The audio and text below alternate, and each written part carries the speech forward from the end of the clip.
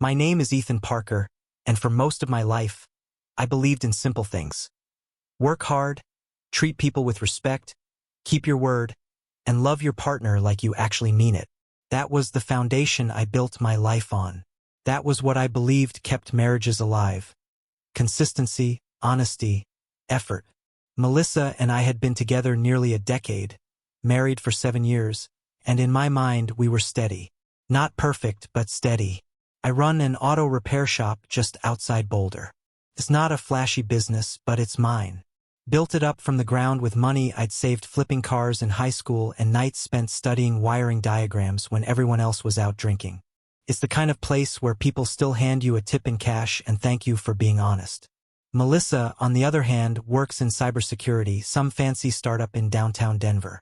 She's smart, sharp-tongued, always 3 steps ahead of everyone in the room. It's one of the things that first drew me to her. We had our differences. She liked wine tastings, I liked backyard barbecues. She liked puzzles, I liked road trips. But we always found our middle ground. Or at least I thought we did. It all started on a random Tuesday. One of those days you don't think twice about when it starts. Wake up, shower, coffee, out the door. I had a client appointment set for the afternoon transmission rebuild on a 2010 Dodge Ram. But the guy called last minute to say he was stuck in Colorado Springs and couldn't make it. So, I locked up early, swung by the grocery store to pick up some of Melissa's favorite espresso pods, and headed home. Figured I'd surprise her, maybe even cook dinner for once. I pulled into our driveway around 3:45 p.m. The sun was out but not too harsh. The breeze just cool enough to carry the smell of fresh-cut grass from somewhere nearby. The kind of day that made you think, maybe life's all right after all. Inside, the house was quiet, but not silent. Soft jazz was playing from the Bluetooth speaker in the living room, the kind of station Melissa liked to put on when she was winding down. The air smelled like her favorite Guatemalan roast, rich and earthy, with just a hint of cinnamon. That's what I noticed first. The smell. Comforting. Familiar. But also, odd. She rarely made coffee that late in the day. I walked in, keys jingling as I tossed them into the ceramic bowl near the door. "Mel?" I called out. No answer. I figured she might be upstairs or in the backyard. I wasn't suspicious yet. Not really. Just curious. That's when I saw the wine glasses. 2 of them, resting on the coffee table in front of the couch. One still had a bit of red left in the bottom. The other was empty, but what caught my eye wasn't the wine. It was the lipstick mark. Plum red. A shade I'd never seen on Melissa in all our years together. She wore soft tones. Peach, sometimes a muted pink when we went out. Never something that bold. The glasses were sitting beside a crumpled throw blanket, the one she always folded neatly on the back of the couch when she was done with it. It looked like someone had been curled up under it not long before I walked in. There was also a candle burning, lavender and sandalwood, one of her special occasion ones. Not the kind we usually kept lit for just the 2 of us. I walked closer, my steps slowing with every inch, heart picking up a strange rhythm. Something felt off. Not wrong, just out of place. Like walking into a room where the furniture's been shifted an inch and your body notices before your mind does. Then I saw the lighter. It sat on the windowsill, half hidden behind a potted succulent. Silver. Polished. Engraved with the initials, CG Melissa doesn't smoke. Never has. I don't either. In fact, the last time I even held a lighter was probably back when I used to light fireworks on the 4th of July. This wasn't just out of place, it didn't belong here at all. I picked it up, turned it over in my hand. Heavy. High-end. The kind of thing someone carried intentionally, not some cheap bic from a gas station. And definitely not something Melissa or I would just happen to have lying around. My stomach started to twist. That slow, creeping realization that you're seeing something you're not supposed to see. I stood there for what felt like minutes, just staring at the wine glasses, the blanket, the lighter, trying to make sense of it. That's when I heard the water shut off upstairs. A beat later, the bathroom door creaked open. Melissa came down a moment later, her hair damp, wrapped in a navy robe I'd seen 1,000 times. She was toweling off her hair like nothing was out of the ordinary. When she spotted me standing in the living room, she blinked. surprised. Ethan? What are you doing home? Client canceled, I said. My voice didn't even sound like mine. Thought I'd surprise you. She smiled. A little too quickly. Oh, that's nice. I was just taking a shower. Long day. I didn't respond right away. I just watched her. The way she avoided looking directly at the coffee table. The way her hand tightened slightly around the towel. What's with the wine? I asked. I kept my voice casual like I wasn't fishing. She glanced over. Oh yeah. I had a glass earlier. Needed to unwind. It's been one of those days. 2 glasses? I asked, lifting my brow. She didn't flinch. I poured one for myself earlier but didn't finish. Tried a different shade of lipstick. Didn't like it. That answer came a little too smooth. A little too ready. Like something pulled off a mental shelf for exactly this situation. I nodded, pretending to accept it. And the lighter? She frowned. What lighter? I held it up. She walked over, took it from my hand, turned it over. No idea. Maybe one of your customers left it. No one's been in the house today. She paused just a fraction too long. Maybe it's been sitting there a while. I honestly didn't notice it. Maybe she was right. Maybe it was all just a coincidence. But the thing about coincidences is when they pile up fast, they stop feeling like accidents and start feeling like patterns. She moved past me toward the kitchen. I was about to make another coffee. Want one? I watched her walk away. Hair still dripping, robe tight around her waist, calm as ever. Sure, I said finally. That sounds good. I followed her into the kitchen and leaned against the counter as she filled the kettle. Everything about the moment felt normal. Too normal. Like a scene she'd rehearsed a dozen times and was now performing for the first live audience. We didn't talk much as the water heated. She asked how work had been and I gave vague answers. I watched her the way you watch a magician. You know the trick is coming, but you don't know where to look to catch the lie. As we sat on the couch sipping coffee, she told me about a firewall breach at work, how her team had to scramble to isolate a rogue IP. I nodded in all the right places. But I wasn't really listening. I was scanning her. Every gesture, every glance, every pause. At some point, she laughed at something I said. It was soft, sweet, familiar. And I realized I hadn't heard that laugh in weeks. That's when it hit me, whatever was going on, whatever truth she wasn't sharing, I'd already started losing her. The scariest part wasn't what I'd seen. It was how easy it had been for her to explain it away. How normal it all looked from the outside. But inside, something had shifted. The floorboards beneath our life had creaked and I couldn't unhear the sound. And deep down I knew. Something in this house no longer felt like mine. After that evening, things didn't explode. They didn't unravel overnight. No dramatic confrontations. No shouting matches. Just quiet. A growing stillness between us, the kind that creeps in slowly and fills the space where comfort used to live. At first, I tried to push the doubt away. I told myself I was being paranoid. That I was reading too much into things. People leave wine glasses out. People change their lipstick. People own random lighters. But even as I repeated those thoughts to myself, they rang hollow. Because once you've seen the cracks, you can't stop noticing how wide they really are. Little things started piling up. The first change came in the form of her phone. Melissa used to leave it all over the place on the kitchen counter while she cooked, on the coffee table when we watched TV.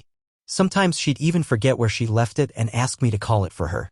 But suddenly it was always on her. Always face down. Always on silent. She stopped answering calls around me too. If the phone buzzed, she'd glance at the screen and say, "Just work," before slipping it into her pocket like it was some secret she had to protect. Then there were her new work hours. Melissa had always been busy, sure. Startups are like that, demanding, unpredictable. But now she was consistently coming home late. She'd walk in around 9:30, sometimes even 10, looking tired but oddly energized. Said she was helping the team prep for a security audit. Said it was crunch time. I wanted to believe her. I really did. But here's what didn't make sense. Even when she got home that late, her makeup still looked fresh. Her perfume clung to her like she'd just reapplied it. And it wasn't the perfume she used to wear either, it was something new. Darker. Muskier. I noticed it the same way you notice when a room you've been in for years suddenly smells like someone else. I asked her about it once, casually, as we were brushing our teeth. New perfume, I said, spitting into the sink. She paused, toothbrush midair. Oh yeah. One of the girls from work recommended it. You like it? I didn't answer right away. It wasn't about whether I liked it. It was about the fact that it didn't smell like her. Yeah, I lied. It's nice. She smiled, rinsed her mouth, and kissed me on the cheek. Glad you noticed. She never used to care whether I noticed. Another time, she came home with a delicate bracelet on her wrist, thin gold with a tiny sapphire in the center. I asked where it came from, and she said it was a gift from a client for helping secure their system from a breach. Said it wasn't a big deal. It didn't look like something a client would buy. It looked personal. I began to notice other shifts. We'd sit on the couch, each on our phones, but her body language was different. She'd tilt away from me slightly, shielding the screen like she was protecting a private world. If I leaned in to say something, she'd click the screen off instinctively, even if she was just scrolling through recipes or news. At night, she curled away from me instead of into me. It wasn't obvious at first, but where once her foot would drift toward mine under the covers, now she stayed still, like the absence of touch had become easier than pretending. Our conversations turned shallow. Fewer shared jokes. Fewer, "How was your day?" moments. It was like we'd gone from being partners to being roommates who happened to sleep in the same bed. And I started to feel crazy, like I was chasing shadows. Some nights I'd sit in my truck outside the shop and go through the past few weeks in my head, trying to convince myself that it was nothing. That maybe I was just going through a rough patch. That maybe she was just stressed. But the lies we tell ourselves are the loudest ones of all. I remember one Friday in particular. I closed the shop early because the lift malfunctioned, and I didn't want to risk taking on another vehicle until it was repaired. I texted Melissa to see if she wanted to grab dinner together. Just the two of us, like old times. No response. I waited an hour, then two. Eventually, I gave up and drove home. When I walked in, she was on the phone in the dining room, pacing, speaking in low tones I couldn't quite make out. When she saw me, her body jolted like she'd been caught. "Yeah," she said quickly into the phone. "I'll call you back." She hung up and smiled too quickly. "Hey," she said. "Didn't expect you home so early." "Got done sooner than I thought," I replied. "Everything okay?" "Yeah, just talking to my boss. Audit stuff." I nodded, trying to keep my face blank. But inside, my stomach had already started to turn. "Dinner?" I asked. She looked at the clock. "Actually, I promised some of the girls we'd grab drinks. Sorry, I should have told you earlier." She brushed past me to grab her purse, kissed my cheek like it was automatic, and was out the door before I could say another word. I stood in the hallway, staring at the door after it closed. The silence left in her wake felt heavy, like it was saying all the things she wasn't. That night, I went back through her Instagram. Not obsessively, just curious. Melissa didn't post much, but I noticed she'd untagged herself from an old photo of the two of us at a wedding. One of my favorites. We were dancing. Her head was thrown back in laughter. Gone now. Then I scrolled to her most recent tagged photos, just out of habit, and one caught my eye. It was from a coworker of hers, a guy I didn't recognize. In the picture, Melissa was laughing at some rooftop bar, dressed in a way that didn't scream team building so much as date night. His caption said something generic like late nights with the best team. But the way he was angled toward her, the way she was looking at him, it didn't sit right. I didn't bring it up. Not yet. Instead, I stared at that photo for a long time, my thumb hovering over it, as if double-tapping it would somehow give me the answers I needed. That weekend, I tried to reconnect. I suggested we go for a drive like we used to, up past Lyons, maybe grab a coffee at that tiny roadside cafe with the chipped mugs and the view of the canyon. She hesitated, then said she had to catch up on reports for work. She didn't even offer a rain check. That's when I realized she wasn't just distant. She was elsewhere, emotionally, mentally, maybe even physically. And the hardest part? I didn't have proof. I had instincts, patterns, subtle shifts that couldn't be captured in a screensh *T or timestamp.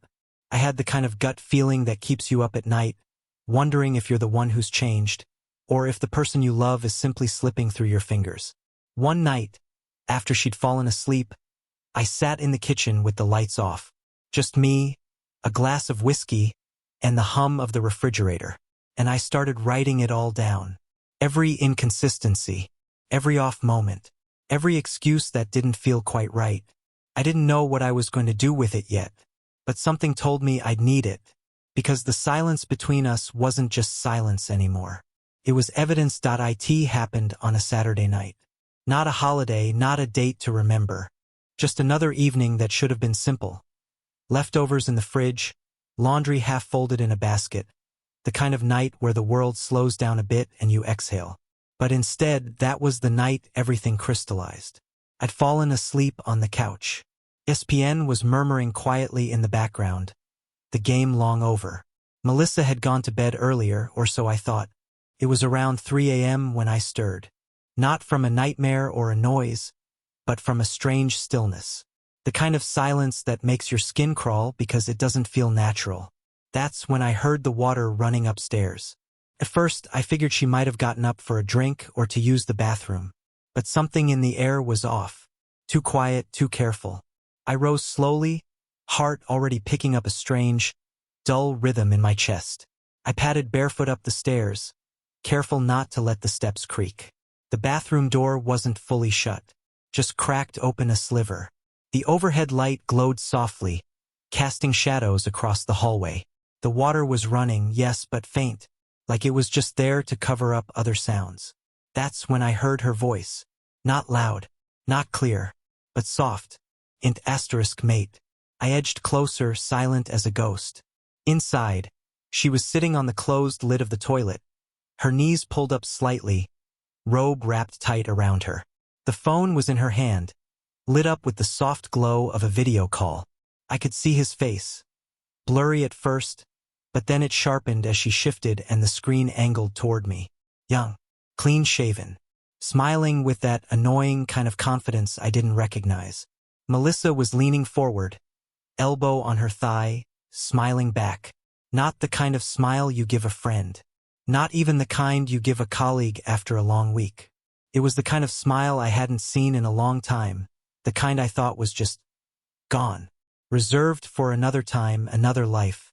She whispered something I couldn't catch, then laughed, softly. Her voice lilted in that playful tone she used to save for me. That sealed it. I didn't step inside. I didn't make a sound. I just turned, walked back down the stairs, and sat on the bottom step in the dark, staring into nothing. There it was. Proof. Not a theory. Not a suspicion. Not a gut feeling clawing at the inside of my chest. Reality. I stayed up the rest of the night, eyes wide open, heartbeat like a slow drumbeat under my ribs. She didn't know I'd seen. When she came down for breakfast the next morning, she was all casual warmth, kissing my shoulder as she passed, asking if we had any more creamer. "Did you sleep okay?" she asked. I looked up from my coffee. "Yeah. You?" She said, reaching for a mug. Fell asleep right away. I watched her pour coffee into her favorite mug, the one that said, "Not before caffeine." She hummed as she stirred in sugar, acting like nothing was wrong, like the night before had never happened. I didn't say a word. I just nodded and smiled. It was chilling, honestly, the way she could slip into character so effortlessly. If I hadn't seen it with my own eyes, I might have believed her. After breakfast, she went upstairs to shower. I sat at the table long after she left, staring at the condensation on my glass. I'd always thought betrayal would feel like a slap, sharp, sudden, explosive. But it wasn't like that at all. It was slow, icy, like a crack in a frozen lake you don't notice until your foot goes through. I didn't confront her that day, or the next. Instead, I began to watch, carefully, quietly. That's when the shift happened, not in her, but in me. Before that moment, I'd been playing defense, letting the doubt seep in, trying to justify it, trying to salvage what I thought was still there. But after I saw that video call, I knew better. This wasn't a drift. This was a departure. So I started keeping track. Not obsessively, but deliberately. Times she left the house and claimed one thing, but her calendar said another. Nights she said she had to stay late but came home without her laptop. Dinners missed. Moods that didn't match the stories she told. It all started stacking up. One night, she said she was grabbing drinks with a coworker named Liz. A name I'd heard exactly once, in passing. I checked the car GPS history after she got home. The last destination? A luxury apartment building in downtown Denver, nowhere near the bar she claimed. Another time, she said she was in bed early, but her phone pinged a location 15 miles away around midnight. I'd synced it with the Find My app months ago, back when she lost her phone hiking. She never turned off the setting. I didn't tell anyone, not even my brother, who I usually confided in when things got rough. I didn't want sympathy. I didn't want advice. I wanted clarity. One Friday night, I called the shop after hours, pretending to be a potential client, just to hear her voice on the voicemail greeting. I don't know why I did it, maybe to remind myself what she sounded like before all this started. It made me sick to my stomach. By this point, we were practically strangers living under the same roof. We still had dinner together, but it was filled with silence. We still watched TV together, but neither of us laughed. When she touched me, it was polite. When she kissed me goodnight, it was habit. She was already gone. She just hadn't packed a bag yet. The last straw came the following week. I was out late helping a buddy move an old Harley into his garage. Around 10 p.m., I swung by the gas station near our house to grab a Gatorade. The attendant, some college kid with gauges and a bleached buzz cut, smiled and said, "Hey, I saw your wife earlier." I blinked. "You did?" "Yeah, she was here around 6:30. With some guy. They were laughing about something. Nice couple." I forced a smile. "Right?" "Yeah. Thanks." He didn't mean anything by it. But I drove home in silence, gripping the wheel so tight my knuckles cracked. She'd told me she was working from home that night. Zoom marathon, she called it. She didn't even try to make it believable anymore. That night, after she went to bed, I sat in the garage, surrounded by my tools and the smell of grease. I stared at a cracked headlamp from an old Subaru and felt something I hadn't in a long time, calm. Because I wasn't uncertain anymore. I knew. And once you know, everything changes. The funny thing about betrayal is that once it stops surprising you, it starts sharpening you. That week, I woke up with a strange kind of clarity. Not peace. Not rage. Just purpose. Like something inside me had finally snapped into place. I wasn't going to be the man sitting on the sidelines anymore, waiting for her to hand me the truth in pieces. I was going to take it. She gave me the opening herself. We were standing in the kitchen one morning. Melissa was sipping a protein shake, scrolling through her phone, half listening to me tell her about a customer's 76 Nova with a busted carb. I was mid-sentence when she glanced up and said, "Oh, I forgot to mention. I have a work dinner next Thursday. Company stuff. Just investors and execs."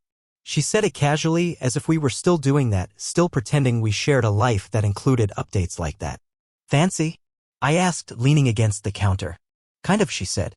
"It's at that high-rise downtown, the one with the rooftop bar." I nodded like it meant nothing. "Should I come?" I asked, half smiling.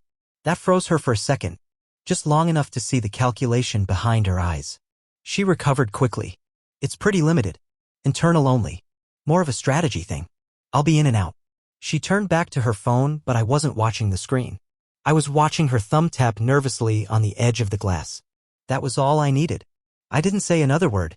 Just kissed her cheek, told her to have a good day, and walked out the door like nothing had changed. But something had. I started making calls that afternoon. A buddy of mine, Paul, used to work in event planning before he opened his own design shop. He still had access to back-end vendor platforms, including registration databases for corporate venues. I asked him for a favor, no questions. By the next morning, I had a name, a boutique investment firm out of Seattle that had just RSVP'd a handful of reps to the event. All tech guys. Low profile, high budget. Most of them weren't actually flying out until the following week. That gave me an idea. I created a LinkedIn profile for a fictional associate named Evan M. Cole. Age 37, background in emerging cybersecurity startups, fake alma mater, and a generic hedge *T pulled from a royalty-free website. I made it convincing, enough endorsements, mutual connections, a few posts about market trends. Nothing flashy. Just enough to be real. Then I built out a company to go with it, Deltan Ridge Capital. Created a barebones website using a free domain, borrowed language from half a dozen startup brochures. The firm specialized in early-stage technology investments, especially in Western markets. That part was easy. The hard part was keeping my hands from shaking while I worked. I wasn't doing this for revenge. I wasn't trying to trap her. I just needed to see it. Really see it? No more speculation. No more half-truths or suspicions. I was done standing in the doorway while someone else made themselves at home in my life. Paul helped me get a guest badge and an RSVP confirmation under my alias. I rented a navy suit from a boutique tailor downtown, nothing too flashy, but good enough to say I belonged. I practiced my cover story in the Mirror, investor based in Seattle, visiting Denver for a few days, excited about emerging endpoint encryption technologies. I barely understood half of what I was saying, but it didn't matter. It wasn't about the pitch. It was about the room. The night of the event, I told Melissa I had a guy coming by the shop late to drop off a classic Mustang. She barely looked up from her phone. "Cool," she said. "Don't wait up." She left before me, dressed in a sleek black dress I'd never seen before. Her hair was done differently, loose, with soft waves that framed her jaw. She looked radiant. Not for me. I waited 20 minutes, then followed. The high-rise was polished but not ostentatious. Valet out front, soft lighting, curated music playing in the marble-tiled lobby. I walked in like I'd been there 100 times, nodding at the concierge, flashing the fake badge clipped to my lapel. The elevator ride to the top was silent. Just me and my heartbeat. When the doors opened, I was greeted by low lighting, soft jazz, and the clink of glass.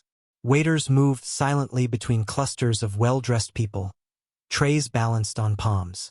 I blended in quickly, walked to the bar, ordered sparkling water with lime, and scanned the room with casual eyes.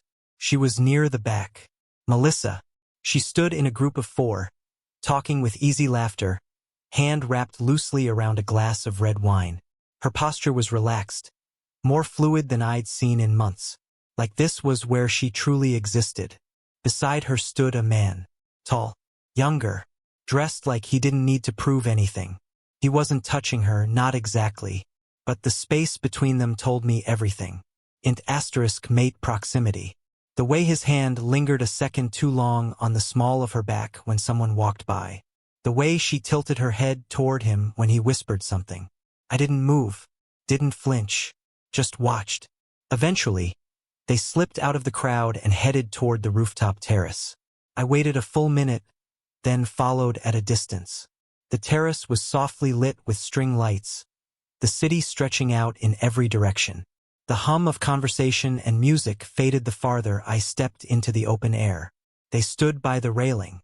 He said something and she laughed. A real laugh, the kind I hadn't heard in months.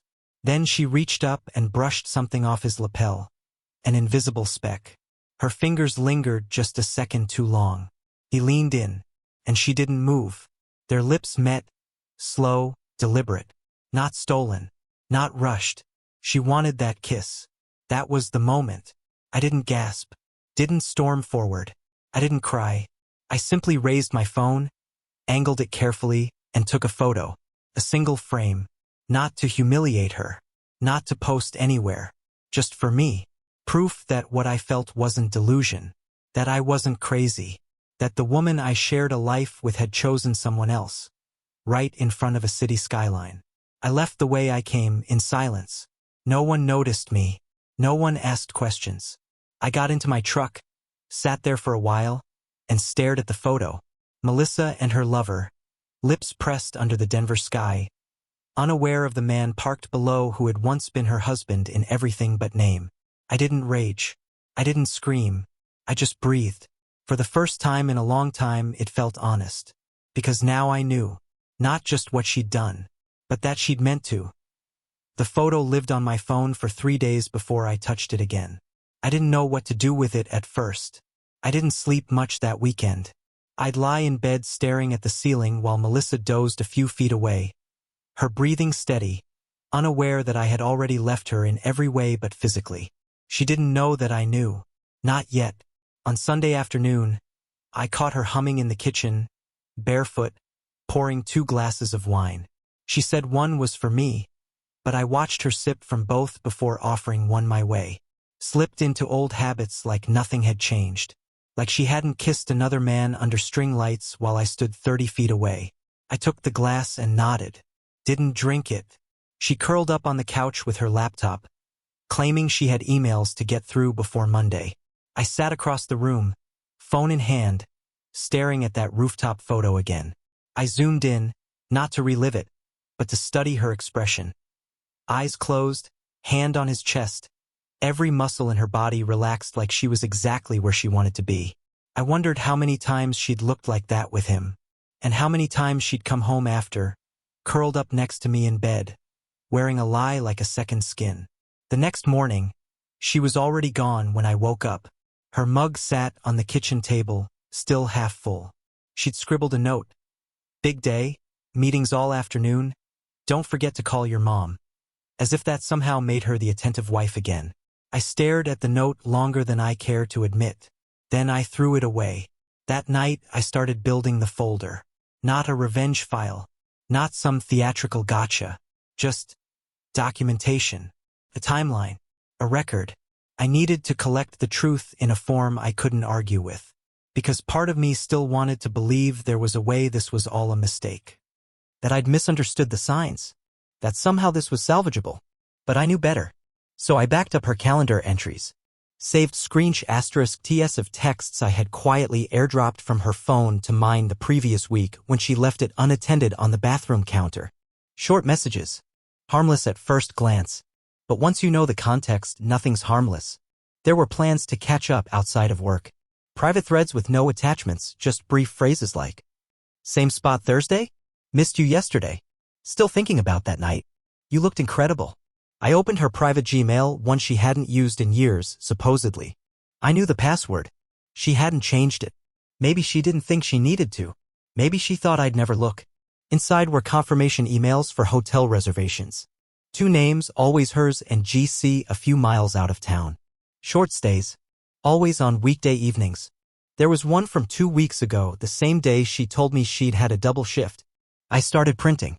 Hotel confirmations. Calendar *TS. Message threads. One by one, I compiled everything.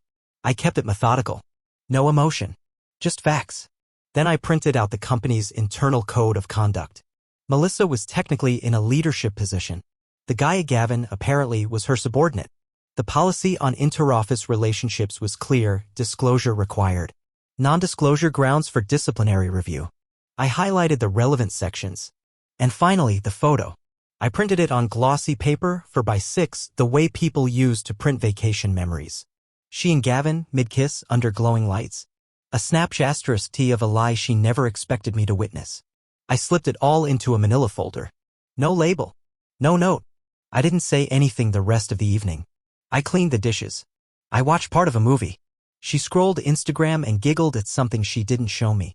When she went to bed early, big pitch tomorrow, I'm wiped. I stayed up in the garage, staring at the folder like it was radioactive. The next evening, she brought home takeout from that Thai place I loved.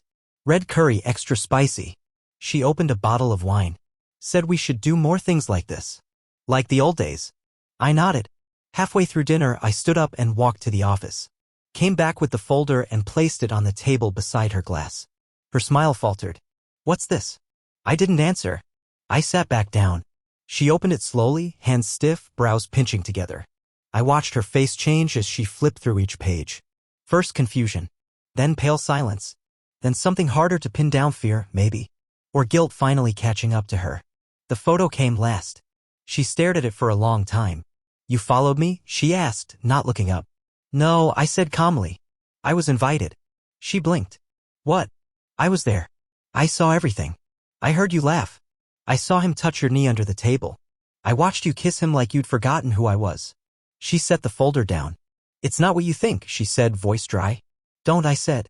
"You don't need to explain. This is enough." Her lips parted. She looked like she was searching for something to say, something rehearsed, but nothing came out. And for the first time, the mask slipped. There were no justifications. No clever spin. Only the weight of her silence. I stood.